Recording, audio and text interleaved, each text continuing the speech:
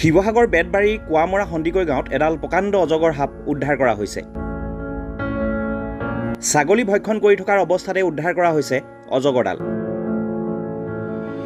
নিশাৰ ভাগত উদ্ধাৰ কৰা হৈছে এই অজগৰডাল। স্থানীয় ৰাইজৰ মাজত যথেষ্ট হোৱা-দোৱাৰ সৃষ্টি হয়।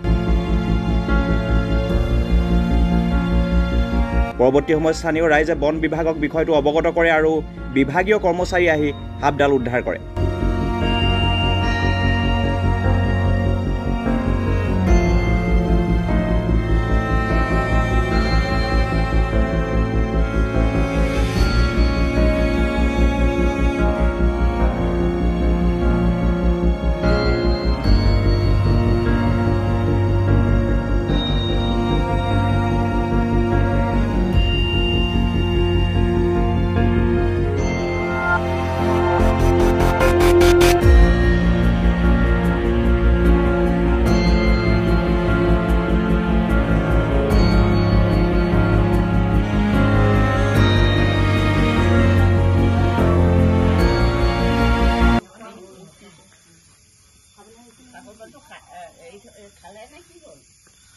কোৱা এইটো ক'ত ধৰিলা কেনেকে?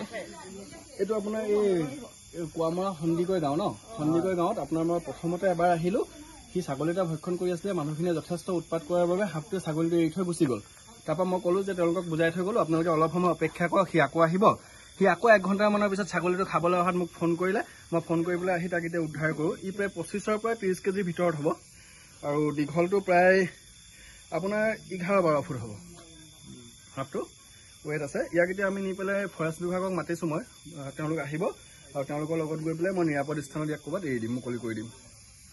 আৰু ইয়াৰ ওচৰৰ যিখিনি যিসকল বাসিন্দা তেওঁলোকক মই ধন্যবাদ জনাইছোঁ। তেওঁলোকে সাপটো নামাৰি পেলাই যে মোৰ দৰে সৰ্ববন্ধুক খবৰ দিলে, তাৰ কাৰণে মই পুনৰবাৰ আপোনালোকক ধন্যবাদ জনাইছোঁ। আৰু আগলৈ যাতে এনেকৈ সাপ ওলালে মোক আপোনালোকে মাতিব। ৰাতি 12টা এটা কোনো কথা নাই, মই আহিম। Thank U.